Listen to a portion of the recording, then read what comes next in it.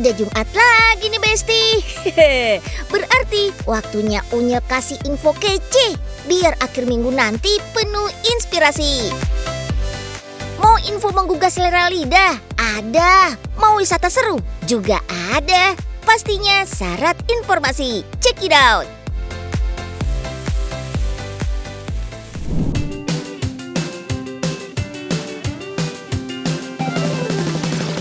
Makan daging, apalagi menu tongseng kayak gini, pastinya bisa bikin goyang lidah.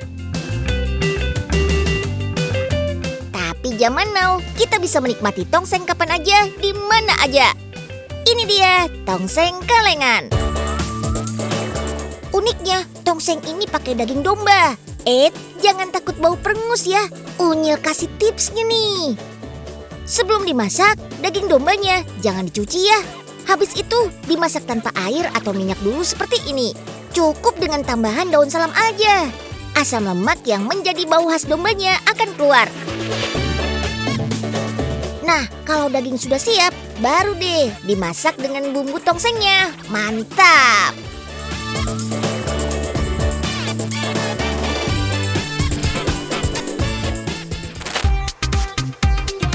Ini dia proses pengalengan tongseng dombanya.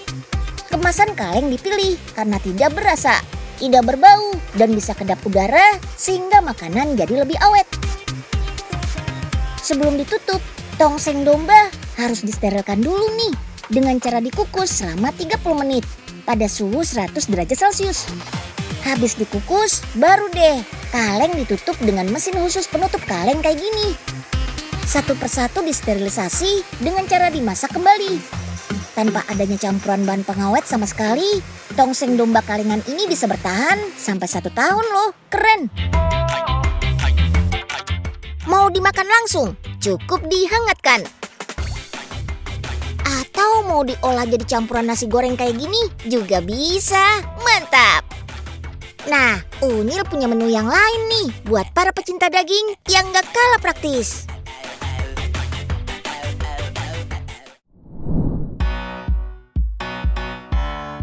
Unyil mau main tebak-tebakan nih. Kakak ini lagi makan stik daging apa? Yap, tepat. Kalau stik sapi kelihatan banget ya dari bentuk dan serat dagingnya. Nah, kalau kakak satu ini nih makan burger, dagingnya daging apa? Bukan daging sapi ya, tapi ini daging domba. Beberapa menu daging domba dan daging sapi di restoran ini berasal dari peternakan sendiri loh. Paling banyak sih dombanya. Dari sinilah daging domba unggulan resto berasal. Tada! Ini dia peternakannya.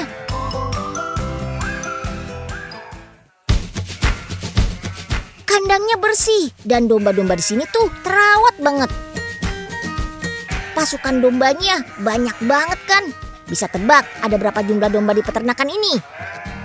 Kurang lebih sih ada 700 domba. Rata-rata berat domba dorper 100 kg.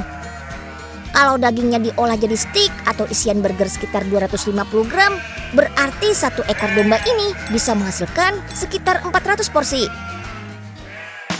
Oke, kita balik lagi ke resto yuk.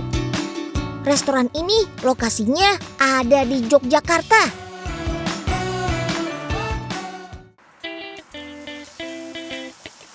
Daging domba pilihan dari peternakan tadi diolah jadi salad, nasi goreng, kari, dan daging burger. Banyak yang mengira daging domba dan kambing itu sama, tapi ternyata ada bedanya loh. Daging domba teksturnya lebih lembut dari daging kambing, jadi lebih mudah dimasak.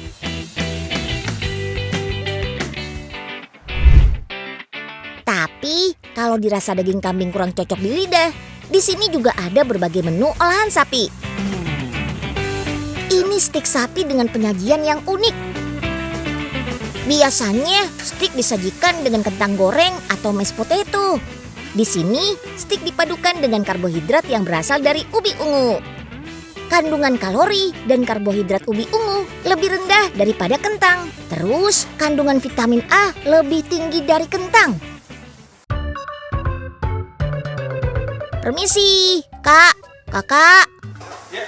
Ya, ada Unyil. Kak, bisa masakin ayamnya Unyil jadi steak yang enak banget nggak ya? Ayamnya mana? Ini ayamnya Unyil, Kak. Dagingnya empuk nih, gampang dimasak. Ya, gak gini juga, Nyil. Namanya juga gimmick, Kak. Biar nggak serius-serius amat gitu.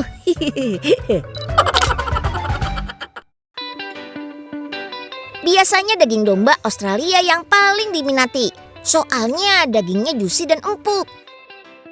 Rasa yang menggiurkan, tekstur dan gizinya bikin daging domba Australia diminati lebih dari 100 negara di dunia loh.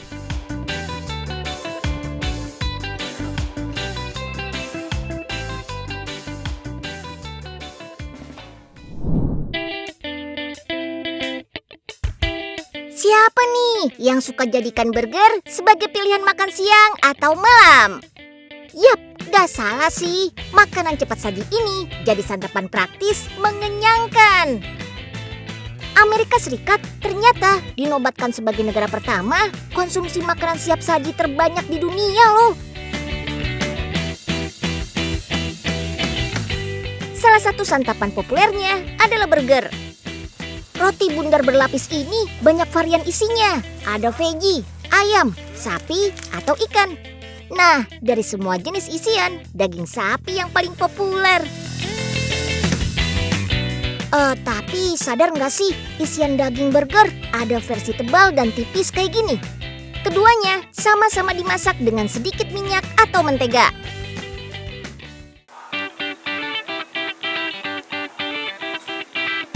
Daging patty yang tebal biasanya dibuat langsung dari daging cincang segar yang dipipikan sampai bentuknya bulat. Sedangkan potongan daging patty atau smoked beef instan biasanya lebih tipis, setipis 5 lembar kertas HVS. Tuh, lihat aja, begitu disobek gampang banget. Rasanya kayak lagi sobek kertas. Tapi dari segi tekstur lebih mulus dan ketebalannya sama semua. Berbeda nih dengan daging burger tebal. Ketika dibelah mudah hancur. Soalnya tekstur daging cincangnya masih terasa.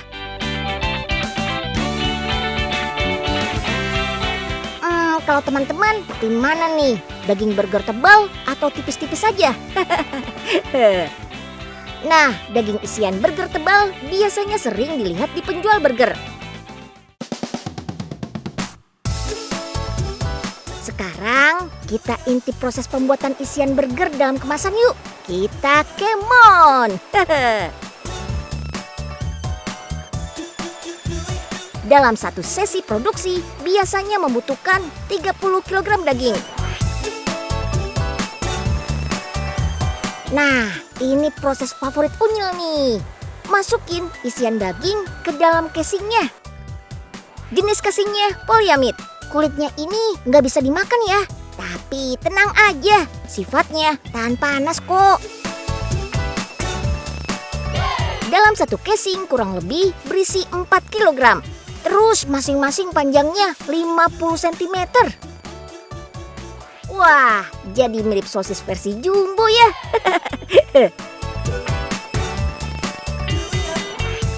Setelah semuanya disusun pada tray, kita akan masak patty-nya di dalam smoke chamber.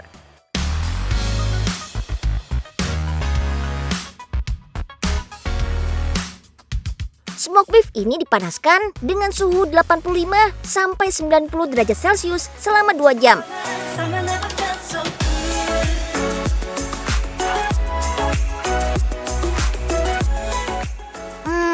Unyil pantau-pantau ya, mesin ini bisa memotong 24 lembaran smoke beef dalam waktu 30 detik loh.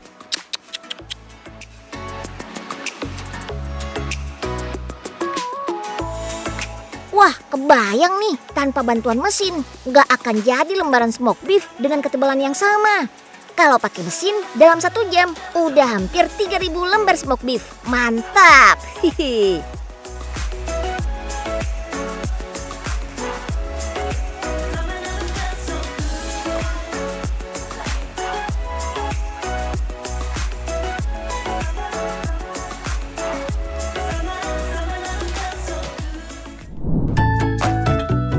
bikin olahan daging tuh gampang-gampang susah.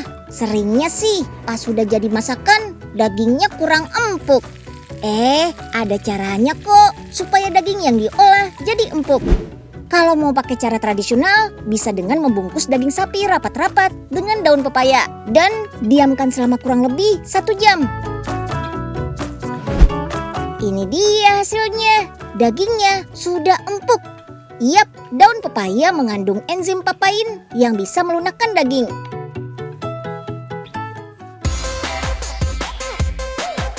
Kalau daging sudah empuk, mau diolah jadi makanan apa aja, pasti enak. Unyil kasih resep praktis nih buat bikin bekal jalan-jalan. Tapi pakai sayuran dan buah ya, biar gizinya seimbang, nggak daging terus.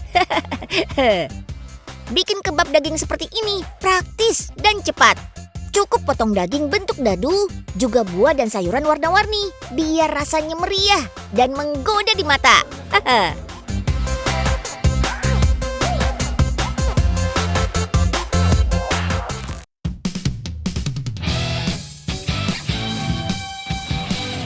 Ciat, ciat, ciat, kabur, ada ninja.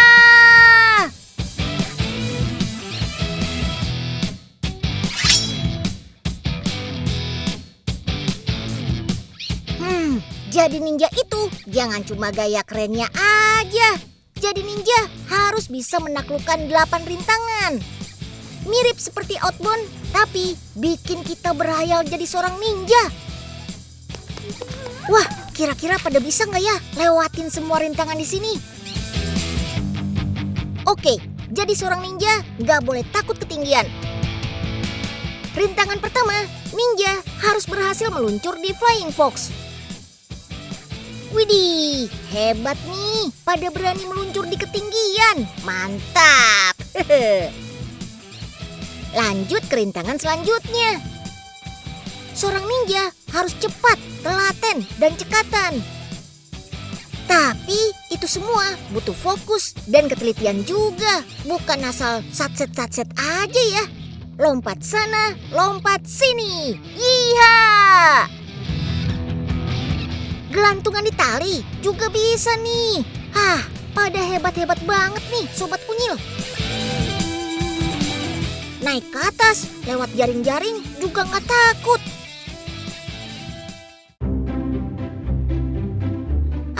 Kalau rintangannya gini sih unyil banget. Udah sering unyil manjat jaring ikan.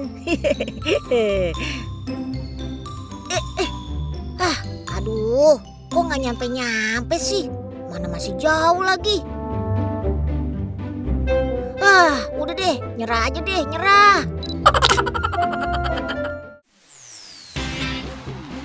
Satu lagi nih, ciri khas dari ninja.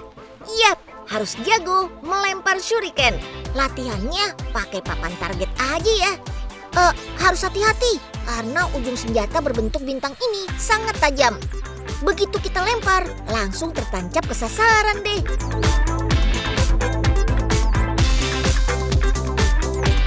Wih, setelah menyelesaikan semua tantangan, kita juga dapat sertifikat lulus jadi ninja. Unyil nggak mau kalah dong. Unyil juga dapat sertifikat nih. Mulai sekarang panggil ninja Unyil. Wes. Dari tadi kita asik main dan menyelesaikan misi ninja. Kurang lengkap rasanya berwisata ke destinasi berkonsep Jepang tanpa menggunakan kostum ala Jepang. Baju tradisional Jepang dikenal dengan sebutan kimono, tapi ada juga yang disebut yukata. Keduanya hampir mirip, tapi ternyata berbeda loh, terutama dari bahannya. Kimono terbuat dari kain sutra dan lebih tebal, jadi lebih terkesan mewah. Sedangkan yukata menggunakan kain katun biasa dan lebih tipis. Jepang tuh serba unik-unik ya, termasuk kulinernya juga. Kalau disuruh sebutin yang paling populer, nomor 1, so pasti sushi. Yap, ciri khas makanan Jepang yang identik dengan rumput laut. Buat pecinta kuliner khas negeri Sakura, pasti nggak melewatkan makan mie khas Jepang. Mie paling populer sih ramen. Tapi ternyata mie khas Jepang banyak jenisnya juga loh. Dari semua mie khas Jepang, ini cara makan mie yang paling unik menurut Unyil. Kita harus capit mie dengan sumpit yang mengalir di perosotan bambu. Budaya makan mie yang mengalir di bambu ini sebutannya nagashi somen. Artinya mie somen yang mengalir. Aliran air di bambu ini air dingin ya. Tradisi unik ini biasanya disajikan saat musim panas di Jepang. Mie somen yang dialirkan ini ukurannya kecil, tipis, mirip seperti bihun. Terus lebih licin. Jadi butuh keahlian menangkap mie-nya nih.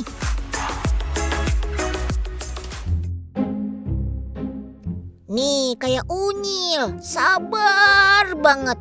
Udah nunggu 1 jam, mie-nya lewat. Nggak dapet. Ending Unyil tangkap di ujung aja deh. Ciat, ya. Waduh, ya ini sih namanya double bonus. Dapat mie plus guyuran airnya. Aduh.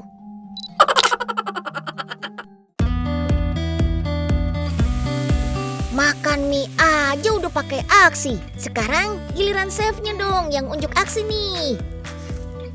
Teppanyaki salah satu cara masak di atas plat besi. Di rumah makan Jepang, kita bisa melihat langsung atraksi chef saat memasak.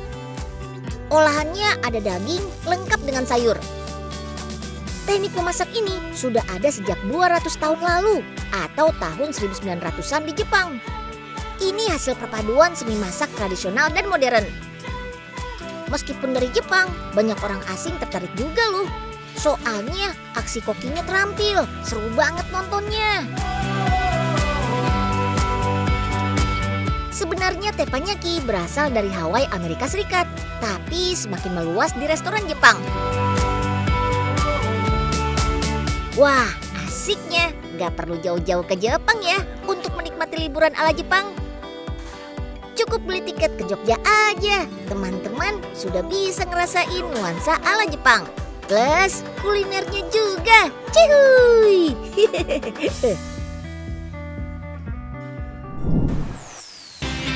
Annyeonghaseyo, selamat datang di Korea. Bercanda, ini sebenarnya ada di salah satu mall Jakarta Selatan. Tempat kuliner sekaligus nongkrong di mall ini mengusung konsep ala-ala Korea. Wah, pasti jadi tempat idaman para pecinta drama Korea atau K-pop. Dari pintu masuknya aja udah berasa suasana Koreanya. Biar makin gaya, ubah tampilan jadi siswi Korea, oke juga. Di sini kita bisa nikmatin beberapa kuliner ala Korea. Ini nih yang menarik perhatian Unyil. Ada angkringan yang menjual berbagai hidangan Korea. Ada tteokbokki, odeng, kimbap, dan lainnya. Kalau cari yang segar-segar, bisa coba es serut ala Korea. Yap, pet bingsu. Oh iya, pernah dengar istilah Korean Wave atau disebut juga Hallyu? Istilah itu populer untuk sebutan budaya asal Korea Selatan yang penyebarannya luar biasa hebat sampai ke berbagai dunia, termasuk Indonesia. Gelombang Korea terkenal karena memadukan budaya tradisional dan modernnya Korea dari film, drama Korea, musik, dan gaya hidup. Terus ada yang bingung nggak gimana gaya ala Korea ini bisa masuk ke Indonesia? Itu karena sekitar tahun 2000-an, stasiun televisi Indonesia mulai menyiarkan drama Korea. Berdasarkan data, udah lebih 50 drama Korea tayang di TV Indonesia. Bahkan semakin bertambah sampai sekarang. Unyil juga mau buat ala-ala drakor Oke editor, bisa ditambah bunga-bunga ala drakor nggak?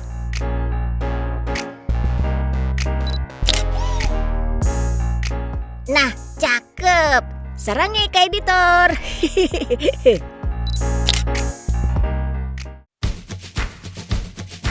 Selain pasar kuliner, naik satu lantai lagi, kita bisa keliling di pameran yang menyajikan segala sesuatu tentang Korea. Buat yang mau tahu atau beli produk-produk dari Korea, di sini ada marketplace dengan beragam produk Korea. Ada pernak-pernik, makanan, fashion, kecantikan, dan lainnya.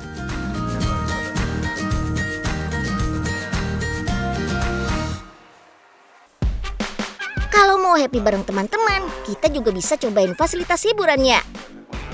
Ada spot foto canggih, karaoke, dan dance. Spot foto di sini beda dari yang lain, soalnya pakai teknologi imersif.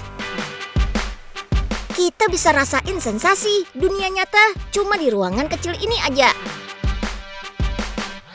Masuk ke ruang karaoke, isinya kumpulan lagu Korea semua.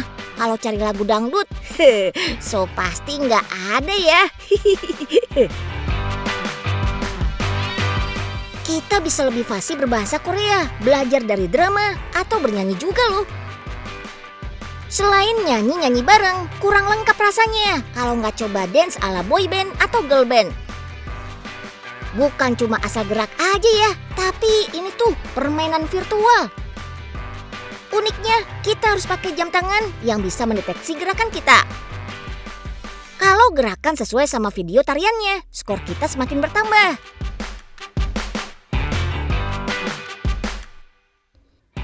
Unyil juga gak mau kalah nih, joget kayak boyband Korea. Outfit udah keren, ngedance udah jago. Masa gak ada yang mau ngelirik Unyil sih?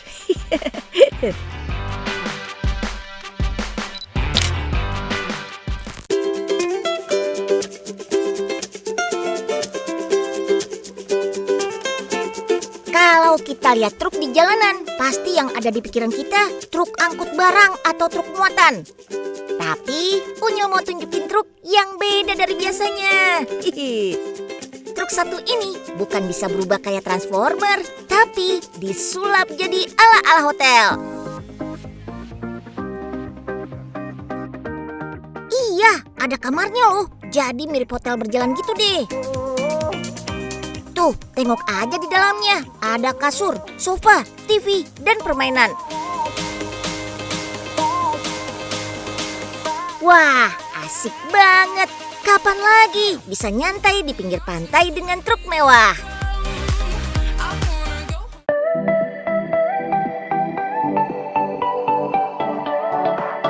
Ini namanya healing di dalam truk. Unik banget kan?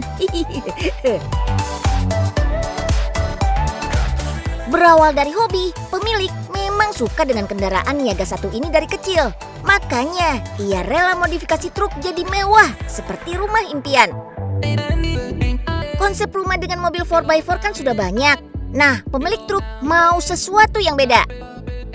Terus muncul deh ide menyulap truk jadi hotel berjalan. Wah, ada-ada aja ya.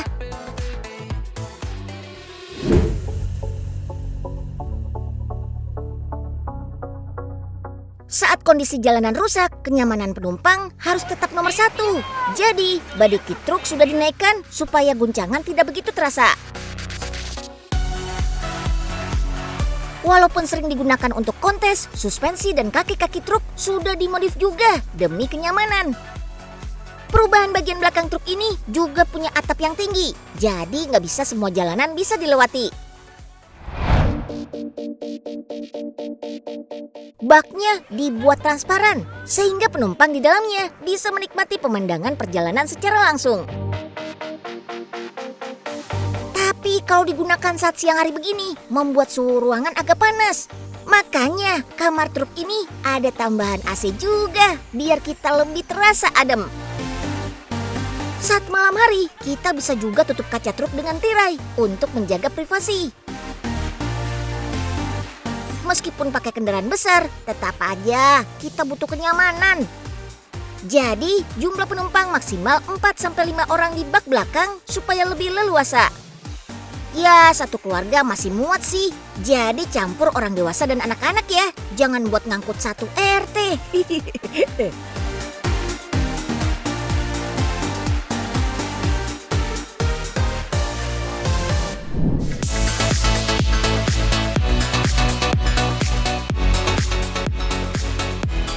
Nah, Unyil punya satu lagi nih, inspirasi jalan-jalan jauh biar tetap nyaman dan bisa istirahat. Kali ini Unyil mau jalan-jalan pakai kendaraan yang agak mewah. Yap, ini dia luxury bus. Kemon Pak Supir, ajak Unyil jalan-jalan ya. Wow, ini sih kayak rumah Rek di dalam bus. Interiornya super mewah besti. Kabin bus dibagi menjadi 3 bagian. Ada ruang pengemudi, ruang penumpang dengan 6 bangku penumpang, dan bagian belakang ada ruang entertainment. Supaya penumpang lebih private, ada pintu kaca antara ruang penumpang dan pengemudi yang dibuka tutup otomatis loh.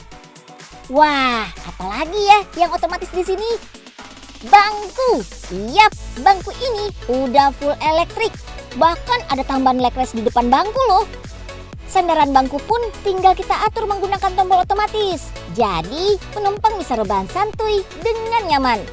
Ojo khawatir Rek, bus ini dilengkapi dengan air purifier.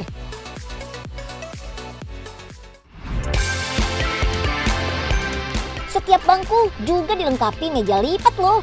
Sek. Masih ada lagi kejutannya. Selain jadi meja, ternyata ketika diangkat ada monitor kecil atau Android Tab sebagai sarana hiburan. Mau game atau nonton? Bisa banget. Wah, benar-benar praktis dan otomatis ya. Oke deh, masuk ke ruang entertainment. Di ruangan ini kita bisa menghibur diri saat bosan selama perjalanan. Ada smart TV atau karaoke bareng. Cihuy, bikin suasana perjalanan jadi lebih happy.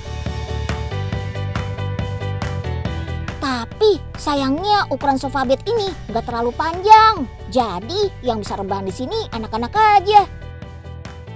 Oh iya, selain itu yang bisa tidur di sini ya jelas Unyil dong. Kan Unyil mungil. Tidurnya nyenyak besti. Wih, ciamik soro. Bus mewah rasa rumah ini lebih cocok disewa pribadi supaya lebih nyaman. Jadi nggak diisi dengan penumpang umum. Nah, buat yang ingin mencoba melakukan perjalanan dengan bus mewah ini, harga sewa perharinya 9,5 juta rupiah. Gimana Rek? Tertarik jalan-jalan pakai bus satu ini?